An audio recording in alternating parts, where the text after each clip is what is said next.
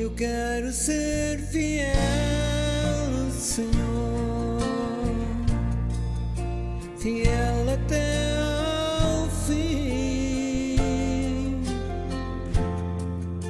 Eu quero ser fiel, Senhor, como és fiel a mim. Eu quero ser fiel, Senhor,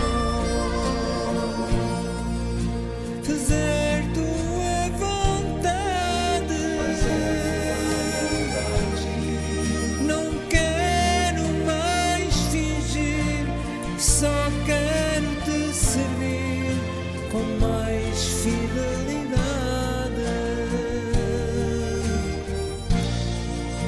Fiel no meu pensar, Senhor, fiel no meu agir, fiel no meu falar, Senhor, fiel no meu ouvir,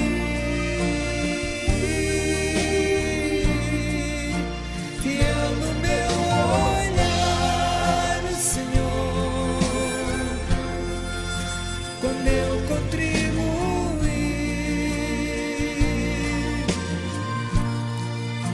fiel no meu andar, Senhor, fiel no meu sentir. E aonde eu estiver, em tudo que eu fizer, serei fiel a ti.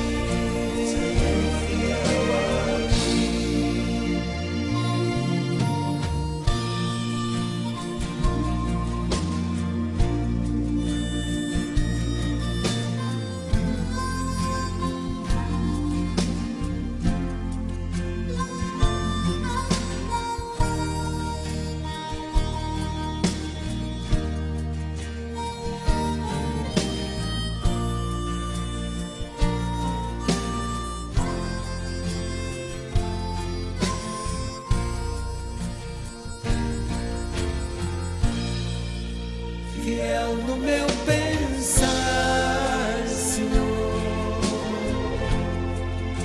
fiel no meu agir,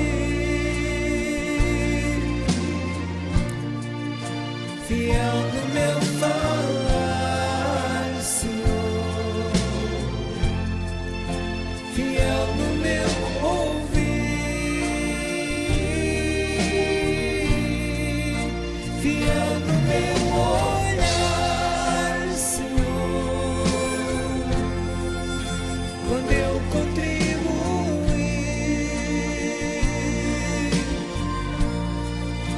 fiel no meu andar, Senhor,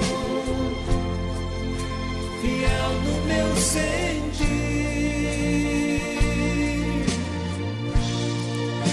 Aonde eu estiver, e em tudo que eu fizer, serei fiel a ti. Serei fiel a ti. Serei fiel a ti.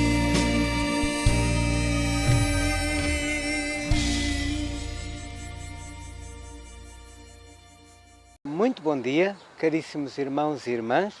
Aqui estamos nós mais uma vez reunidos neste domingo, o 16º domingo do Tempo Comum, para mais uma reflexão com o irmão José António. E hoje a liturgia vem na continuidade da liturgia do domingo passado.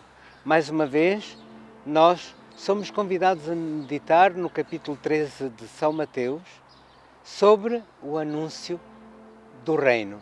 E hoje é-nos apresentado no Evangelho de Mateus mais três parábolas que nos falam do anúncio do reino. E hoje a palavra mete-nos em questão em relação à nossa vivência do reino e em relação à vivência que nós temos desse mesmo reino com a nossa própria comunidade. Hoje nós temos 3 parábolas. Temos a parábola do trigo e do joio, temos a parábola do grão de mostarda e também temos a parábola do fermento. Então, hoje o que é que nós vemos? Nós vemos que o Senhor deixa crescer no seu terreno o trigo e o joio. Esta palavra confronta-nos com aquela realidade que existe em nós mesmos. Dentro de nós mesmos existe o bem, porque Deus nos criou para o amor, e existe também o mal que é semeado pelo maligno durante a noite. Tudo isto é muito significativo. Nós somos criados para o amor e nós somos criados para o bem, por isso somos criados à imagem e semelhança de Deus. E o bem é esta imagem e esta semelhança de Deus que há em nós. Mas o Senhor diz que na noite vieram os inimigos e semearam o joio. Por isso, em nós trazemos também aquilo que São Paulo vai chamar de concupiscência. A concupiscência é um desejo desordenado por tudo aquilo que dá satisfação pessoal ao homem, sexo, poder, dinheiro, sonhos de grandeza. Então, é como se nós fôssemos um campo onde há trigo e onde há joio. E o trigo e o joio crescem ao mesmo tempo. O Senhor, de tal maneira, é paciente que Ele espera que em nós vença o bem sobre o mal. Por isso é que o Senhor diz àqueles servos: deixemos crescer o trigo e o joio. Não vai ser caso de nós arrancarmos o trigo e o joio. Porque o trigo e o joio, quando nascem, eles são semelhantes, eles são quase iguais. Então, podemos nos confundir e o Senhor dá-nos sempre esta oportunidade de crescer no amor. E por isso é que Ele nos dá sementes do reino. Por isso é que o Senhor vem a nós para nos libertar do jugo do pecado. O pecado esse que é provocado em nós pela nossa própria concupiscência. Por isso daí a necessidade de nós estarmos sempre vigilantes, porque o inimigo veio de noite. E este noite quer dizer quando o homem não está atento, quando o homem não está vigilante, quando o homem está mais frágil, quando o homem está desprevenido. E então é necessário que nós estejamos sempre vigilantes. E este estar vigilante é estar em união com o Senhor, é estar em comunhão com o Senhor, é estar unidos ao Senhor na oração. Daí a necessidade de nós fazermos a oração, daí a necessidade de nós falarmos a Deus como um amigo. Mas até para isso, para orar, nós precisamos da ajuda de Deus, para que a nossa oração seja forte, para que a nossa oração seja sincera, e a ajuda de Deus através da força do Espírito Santo, porque nós não somos capazes de rezar se não for pela ação do Espírito Santo. Até para isso nós precisamos de Deus, como diz São Paulo na segunda leitura. Caríssimos irmãos, esta palavra é uma palavra de conversão para cada um de nós.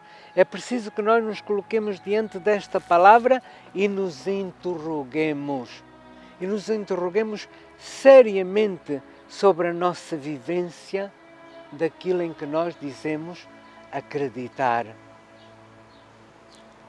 Reparei uma coisa curiosa que acontece nesta leitura. Os servos vão ter com aquele senhor e são eles que dizem ao Senhor para arrancar o joio quando ele aparece.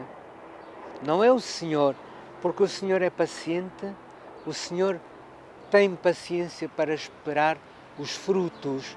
E então o Senhor diz àqueles servos: é melhor não vá ser que nós confundamos o trigo com o joio e arranquemos o trigo em vez do joio. Mas são os servos que querem acabar com este mal à nascença. E quem são estes servos hoje, caríssimos irmãos? Estes servos do reino somos nós que professamos a fé em Cristo. Somos nós nas nossas comunidades, que tantas e tantas vezes, em nome das nossas boas intenções, acabamos por matar a iniciativa nos nossos irmãos. Acabamos por estabelecer critérios de conduta que tantas vezes nos servem no nosso orgulho, na nossa vaidade e naquilo em que nós pensamos estar certo e acabam por não respeitar a individualidade dos nossos irmãos. Nós olhamos para as nossas comunidades e lamentamos que as nossas comunidades estejam envelhecidas. Lamentamos que não haja gente nova nas nossas comunidades e tentamos culpar tudo e todos. Culpamos a sociedade, culpamos a política, culpamos as atividades, culpamos tanta e tanta coisa. Mas os verdadeiros culpados, caríssimos irmãos, somos nós. Nós, porque a nossa vida não é semente. Não é aquela pequenina semente que é colocada ali no escuro da terra para dar uma árvore frondosa à maior da horta. E também não é fermento. Não é fermento porque nós tantas vezes queremos ser a massa levedada, sem que para isso tenhamos passado pelo processo de ficar escondidos e de nos desfazermos no meio da massa. Os culpados das nossas comunidades não terem vida somos nós porque não vivemos. Eu tantas vezes ouço dizer isto em relação aos jovens. É preciso estimular os jovens, é preciso atrair os jovens, é preciso trazer os jovens às nossas comunidades. Mas o que é que acontece quando os jovens chegam? Nós imediatamente os sobrecarregamos com os nossos antigos pergaminhos, com os nossos antigos ritualíssimos, que têm que ser como que se nós fôssemos marionetas programadas para agir de uma determinada maneira e acabamos por não dar espaço à iniciativa. Acabamos por querer impor aos outros uma vida que tantas vezes a nós nos parece estar bem, mas é uma vida que tantas vezes carece de um confronto verdadeiro com o Evangelho. Caríssimos irmãos, tantas vezes em nome do bem, nós estamos a matar a semente do Evangelho. Tantas e tantas vezes nós, em nome de arrancar este joio que está nascendo, porque temos preconceito em relação àquelas pessoas que vêm até nós, nós acabamos por não deixar crescer o trigo. Nós acabamos por não deixar que aquela espiga que ia ser provavelmente abundante e frondosa cresça, porque nós estamos convencidos que a verdade é nossa. E muitas vezes nós tornamo-nos juízes e algozes dos nossos irmãos, sem dar a oportunidade que eles se aproximem de Cristo, porque o Cristo que nós lhes estamos a apresentar é uma pessoa dura, uma pessoa inflexível, uma pessoa sem rosto. Diante desta palavra, caríssimos irmãos, nós temos que fazer um exame de consciência muito sério, colocar-nos diante do Senhor com honestidade de coração e perguntar-nos se eu estou a ajudar a minha comunidade a crescer. Muitas vezes me perguntam quais são os sinais que nós podemos ver na nossa comunidade que ela não está a crescer, que ela não está a dar fruto, ou que nós provavelmente estaremos enganados na metodologia que usamos nos meios de pastoral. Tem muitos sinais nas nossas comunidades, caríssimos irmãos. Muitíssimos sinais. Olha, um deles pode ser a forma como a palavra de Deus é proclamada. A palavra de Deus é a palavra de vida. E a palavra de Deus é a palavra de vida para gerar vida na comunidade. O leitor, aquele que proclama a palavra de Deus, empresta a sua voz a Deus. Mas quantas vezes nós nos esquecemos de Deus no banco e vamos nós para o ambão e dos nossos ambões saem palavras que estão escritas na Escritura, verdade, mas que estão famintas de vida, porque nós nos colocamos naquela monotonia monocórdica de quem está a arrastar a palavra como se ela fosse uma corrente pesada. Logicamente que esta maneira de proclamar a palavra de Deus não prenda a atenção daquele ouvinte que está sedento, que está faminto da palavra para que a sua vida se rejuvenesça. Outro dos sinais, caríssimos irmãos, são os serviços que nós prestamos nas nossas comunidades. Em cada comunidade há sempre uma pessoa que faz tudo. Aquela pessoa faz tudo.